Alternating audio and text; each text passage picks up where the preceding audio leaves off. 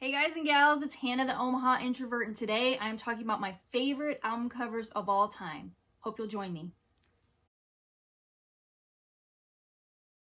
Welcome back. Hope you are all doing well. And I thought I would keep the topic somewhat light this week. I realized I had not covered my favorite album covers of all time in a video. This list is not comprehensive at all. It's just kind of like a spur of the moment video where I went through my collection and pulled albums out. And let's just have fun and talk about them. You know, I'm just gonna get a few heavy hitters out of the way. I could be talking about album covers like Velvet Underground, Jimi Hendrix Axis Bold as Love, My Bloody Valentine's Loveless, Cream's Disraeli Gears, love the colors on that. Who Sell Out, that's classic, right? Also my favorite album of all time right here. Or Beatles, Sgt. Pepper's Lonely Hearts Club Band. You all know those, but I kind of wanted to show albums that are more specific to my taste. So are you with me? Let's get started. So the first one is the Dukes of Stratosphere, 25 O'Clock. I just love the colors on this. It's really trippy, kind of psychedelic, fits the music. So they made up these kind of fun names, but it's the band members of XTC. They decided to start this kind of psychedelic band kind of in the mid 80s, and this one was released in 1985. So yeah, just look at that. That is just amazing artwork. I love this EP. There's a lot of color that's going to be featured. I also have some black and white ones to show because those can definitely have an impact. For example, I have Ramone's Self-Titled back here, classic. Okay, so Rain Parade is next, another 80s release. And this is their album called Emergency Third Rail Power Trip. This also happens to be my favorite Paisley Underground album of that era. I don't know why, I just love the use of color, and it's just kind of interesting, like with the hot air balloon, and they paired it with like this old time image. And I don't know much about the background of the album cover, but I've always just enjoyed that one. 13th Floor Elevators with their debut, with the crazy tripped out eye right there. So I love the colors once again. It fits kind of the psychedelic and garage rock sound of the album. It's just really groovy, man. We got the Stone Roses debut, very Jackson Pollock inspired, influenced cover art. And definitely one of the best debut records of all time. Classic punk record with X-Ray Specs, Germ-Free Adolescence. I just love how they're all in these test tubes. Very clever. Matches the title, you know, Germ-Free Adolescence. I still have yet to see that polystyrene documentary, I Am a Cliche. I need to stream that. I need to find it. So yeah, X-Ray Specs, Germ-Free Adolescence. I've always thought this cover was very suitable for the music played on the record, and this is Madness with One Step Beyond. Just from the opening song, the title track, like, I mean, can't you just see like, okay, we're getting ready to go, and then the title track starts. I don't know what else to say about it, but if you guys have a better descriptor for that, you know, the guy in front and the guy in the back have sunglasses on. I love it. I didn't necessarily put too much research in this one, you guys, so we're just having fun here. Another cover I've just always adored. This is Talking Heads with their 1985 album Little Creatures. And this is one you can just like study. You can sit there for an hour and just like look at the intricate details. You can read the little sayings on here, and like David Byrne, I can feel the weight of this world. It's just like so cool to look at. Howard Finster is the artist of this masterpiece, and it also won Cover of the Year from Rolling Stone magazine. And I love their outfits on the back as well. Quite the cover art on that. This one's also just a fun one to show. We got the Hoodoo Gurus with Mars Needs Guitars. And I've always thought that was just kind of fun. One of their best albums too, in my opinion. I will be talking about them a little bit in an upcoming video as well. So I hope you all come back for that. This one I just revisited again last week. Just classic fiery record. Stooges with Funhouse. Kind of matches the chaos and the fury you hear on the record, right? I just love this one. This might be my favorite Stooges album, in fact. So, killer album cover. Now we've got Husker Du, Warehouse Songs and Stories. Another one where I just simply love the color choices, the color palette.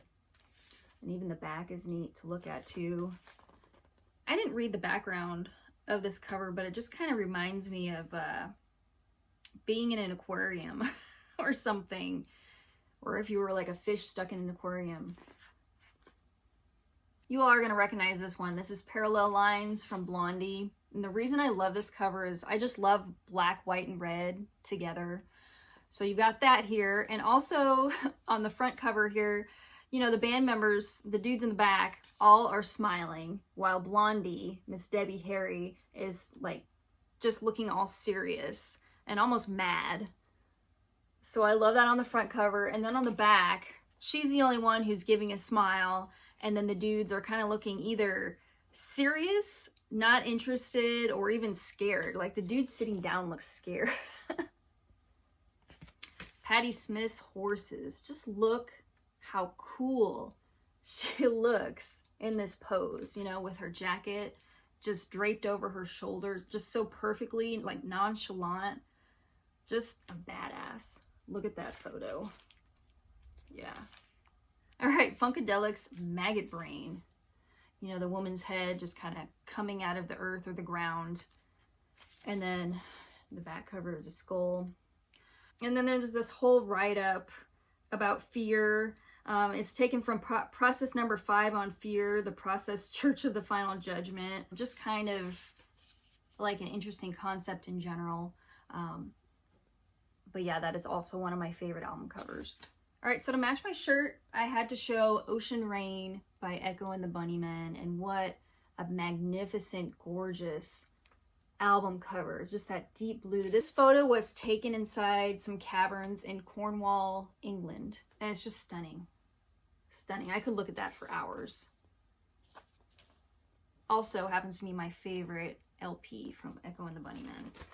That was just reissued last year, by the way. Like their first 4 albums were reissued if you want to pick them up. I'm going to show my 2 favorite David Bowie covers.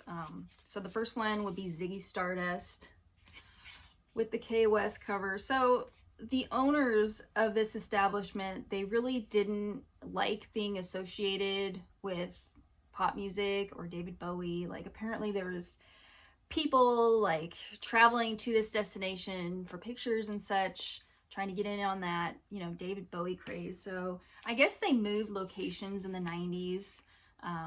They were just like so fed up with it. I don't even know if it's around anymore, but I've always just loved this photograph and this artwork. My second favorite would be Aladdin Sane, because that is just super iconic.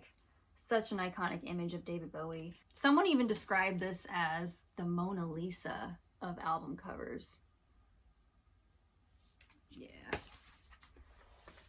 All right, we've got a few more.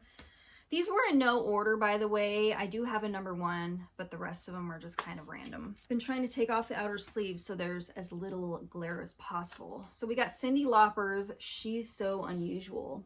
And this photo was taken in front of a wax museum in Coney Island. And I think Annie Leibovitz took the photo. But, I mean, she's a girl having some fun right there with the outfit and everything. Prince's Sign of the Times. Yep, I need to get this one on vinyl eventually. I saw someone show like a nice box set. We got T-Rex with Electric Warrior. Bolin is electrified, playing his guitar there. Another classic cover.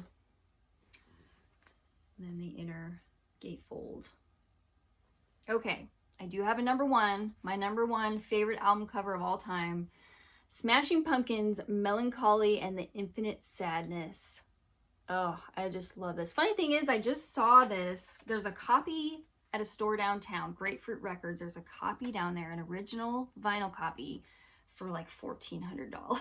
So that is why I have a CD for now.